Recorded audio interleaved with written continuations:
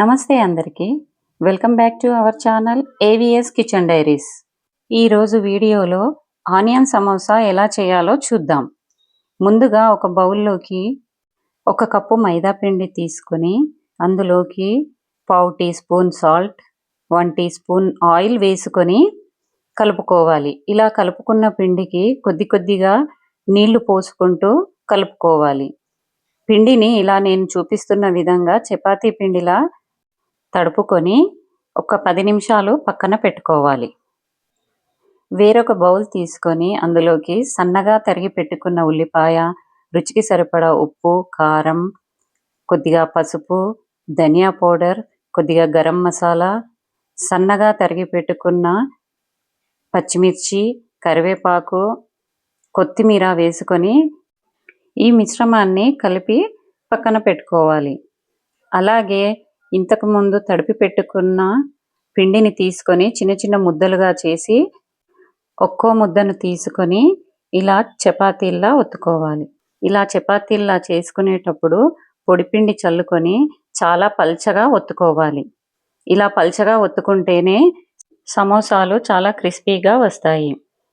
తర్వాత స్టవ్ పై ఒక ప్యాన్ పెట్టుకొని హీట్ అయిన తర్వాత మనం ఒత్తి పెట్టుకున్న ఈ చపాతీలను ఒకటి తర్వాత ఒకటి వేసుకొని 1-2 సెకండ్లు అటు ఇటు తిప్పుకొని కాల్చుకోవాలి. మరీ ఎక్కువగా చపాతీల్లా కాల్చకూడదు. తర్వాత వీటిని ఒకదానిపై ఒకటి వేసుకొని నేను వీడియోలో చూపిస్తున్న విధంగా అంచులు కట్ చేసుకోవాలి. ఈ అంచులు సమానంగా వచ్చే విధంగా కట్ చేసుకోవాలి. ఇలా కట్ చేసుకున్న తర్వాత మధ్యలోకి కూడా సమానంగా కట్ చేసుకోవాలి. తర్వాత ఒక గిన్నె తీసుకొని అందులోకి 1 స్పూన్ మైదా పిండి వేసుకొని నీళ్లు పోసుకొని ఇలా జారుడుగా కలిపి పెట్టుకోవాలి. తర్వాత ఒక సమోసా షీట్ని తీసుకొని నేను చూపిస్తున్న విధంగా ట్రయాంగిల్ షేప్లోకి మడిచి ఇంకొక మడత పెట్టి చేతిలోకి తీసుకుంటే కోన్ షేప్లోకి వస్తుంది.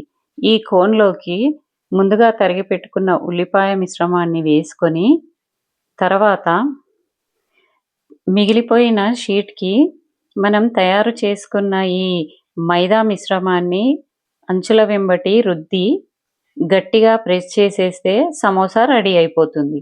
వీడియోలో నేను చూపిస్తున్న విధంగా అలా నిదానంగా ప్రెస్ చేస్తూ ఒత్తేస్తే సమోసా రెడీ అయిపోతుంది. ఇలా సమోసాలన్నింటినీ రెడీ చేసి ఒక ప్లేట్లో పెట్టుకోవాలి. తర్వాత స్టవ్ వెలిగించి నూనె పెట్టుకొని నూనె బాగా వేడయిన తర్వాత 1 బై 1 ఈ సమోసాలని ఆయిల్లో వేసి నిదానంగా వేయించుకోవాలి. స్టవ్ని హై ఫ్లేమ్లో కాకుండా మీడియం ఫ్లేమ్లో పెట్టుకొని ఈ సమోసాలని వేయించుకుంటే లోపలి వరకు బాగా వేగుతాయి, పైన క్రిస్పీగా వస్తాయి.